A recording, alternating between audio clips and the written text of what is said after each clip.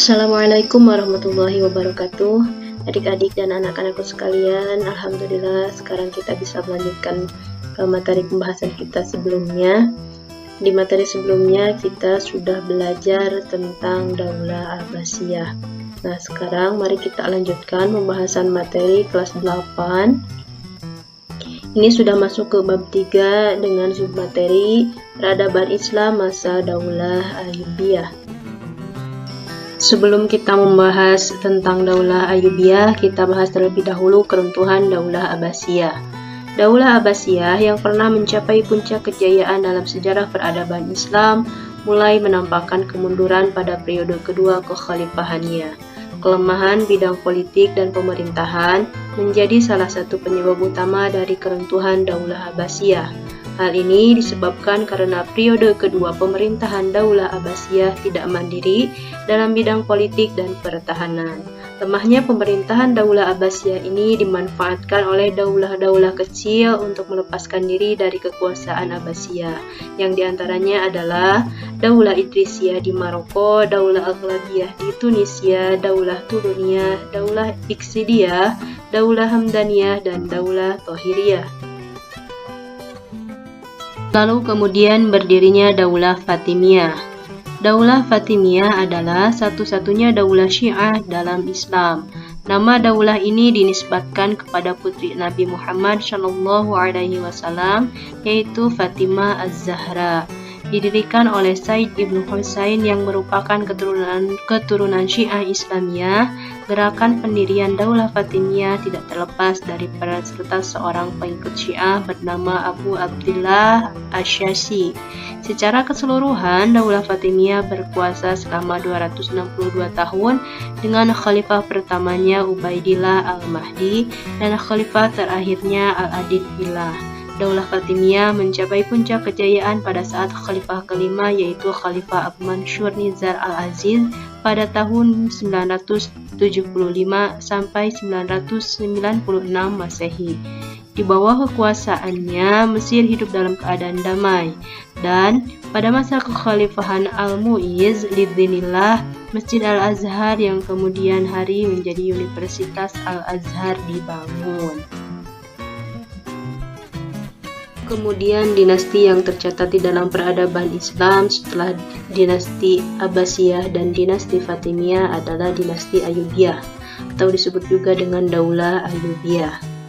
Daulah Ayyubiyah adalah sebuah dinasti Sunni yang berkuasa di Mesir, Suriah, sebagian Yaman, Irak, Mekah, Hijaz, dan Diyarbakir. Dinasti Ayyubiyah didirikan oleh Shalahuddin Al-Ayyubi. Penamaan Al-Ayyubiyah dinisbatkan kepada nama belakangnya Al-Ayyubi, diambil dari nama kakeknya yang bernama Ayyub. Nama besar dinasti ini diperoleh sejak Salahuddin Yusuf Al-Ayyubi berhasil mendirikan kesultanan yang bermadzhab Sunni, menggantikan Kesultanan Fatimiyah yang bermadzhab Syiah. Proses terbentuknya Daulah Ayyubiyah. Motivasi pendirian Daulah Ayyubiyah adalah saat melihat Mesir dikuasai oleh tentara salib dan mengakibatkan melemahnya Daulah Fatimiyah. Dengan inisiatif Panglima Tentara Asyaduddin Sirkuh dan saudaranya Salahuddin Al-Ayyubi, keduanya diperintah oleh Gubernur Syria Nuruddin Zanki, atau salah satu gubernur masa Khalifah Abbasiyah. Lalu, Daulah Fatimiyah saat dipimpin oleh khalifah terakhirnya bernama Khalifah Al-Adid Billah pada tahun 1160 sampai 1171 Masehi mengalami kemunduran dan kondisi pemerintahan yang lemah. Selain karena musim penceklik, adanya penyerbuan tentara salib ke Mesir dan konflik internal pemerintahan Daulah Fatimiyah. Bertepatan dengan wafatnya Khalifah Al-Adid Billah pada 10 Muharram 1171 Masehi, Shalahuddin Al-Ayyubi memproklamirkan berdirinya Daulah Ayyubiyah dan berakhirnya pemerintahan Daulah Fatimiyah. Selanjutnya, peradaban Islam masa Daulah Ayyubiyah. Dilihat dari kemajuan bidang pendidikan, bidang ekonomi dan perdagangan, bidang pertanian, militer, dan sistem pertahanannya. Kemajuan di bidang pendidikan. Pemerintah Daulah Ayyubiyah telah berhasil menjadikan Damaskus sebagai kota pendidikan. Damaskus, ibu kota Suriah, masih menyimpan bukti yang menakjubkan jejak arsitektur dan pendidikan yang dikembangkan para penguasa Daulah Ayyubiyah. Di antaranya, sekolah pertama di Damaskus yang difokuskan untuk pengembangan ilmu hadis. Kemudian, pembangunan dan pengadaan fasilitas kesehatan, yaitu adanya Rumah Sakit Al-Wahid dan Al-Nuriyah. Fungsinya tidak hanya sebagai tempat pengobatan, tapi juga sebagai sekolah kedokteran. Kemudian adanya seni kaligrafi atau khat Arab dengan gaya kufi dan gaya kaligrafi naskhi. Lalu di bidang ekonomi dan perdagangan. Dalam hal perekonomian, pemerintah Daulah Ayyubiyah bekerja sama dengan penguasa muslim di wilayah lain, membangun perdagangan dengan kota-kota di Laut Tengah, Laut Hindia, dan menyempurnakan sistem perpajakan. Hubungan internasional dalam perdagangan, baik jalur laut maupun jalur darat, semakin ramai dan membawa pengaruh bagi negara Eropa dan negara-negara yang dikuasainya. Sejak saat itu, dunia ekonomi dan perdagangan sudah menggunakan sistem kredit.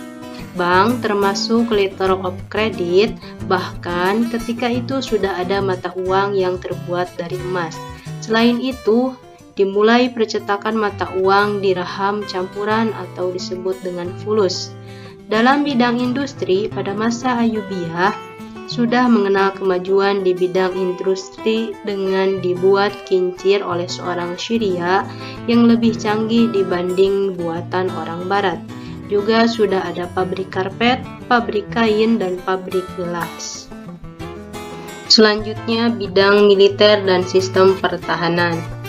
Salahuddin Al-Ayyubi membuat bangunan monumental berupa tembok di Kairo dan Muqattam, yaitu Benteng Qol Al-Jabal Sultan Salahuddin Al-Ayyubi, atau lebih dikenal dengan sebutan Benteng Salahuddin Al-Ayyubi, yang sampai hari ini masih berdiri dengan megah.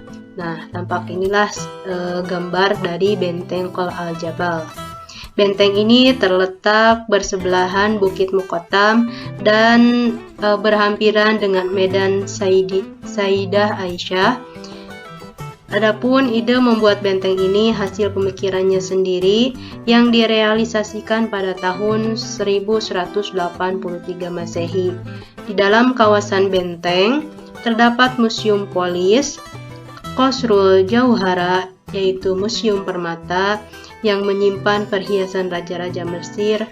Terdapat juga Madhab Al-Fan Al-Islami, yaitu Museum Kesenian Islam yang terletak di Bab atau Pintu Khalq yang menyimpan ribuan barang yang melambangkan kesenian Islam semenjak zaman Nabi Muhammad SAW, termasuk diantaranya surat Nabi Muhammad SAW untuk penguasa Mesir saat itu bernama Maqawqis agar beriman kepada Allah Subhanahu wa Ta'ala.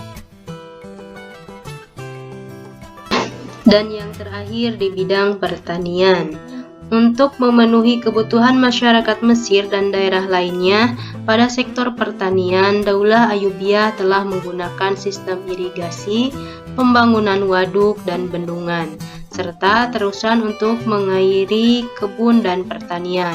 Para petani merasakan manfaat dari fungsi irigasi, waduk, dan terusan yang dibangun ini. Salah satu hasilnya, produk panen berlimpah seperti kurma, gula, dan gandum. Dan sekian untuk pembahasan materi di pembahasan kali ini. Semoga mudah dipahami dan dimengerti oleh kalian. Jangan lupa dukung channel ini dengan cara like. Kalau ada pertanyaan silahkan tulis di komentar. Dan untuk teman-temannya yang belum tahu, silahkan kalian beritahu dengan cara share, kemudian subscribe. Ya, sekian. Wassalamualaikum warahmatullahi wabarakatuh.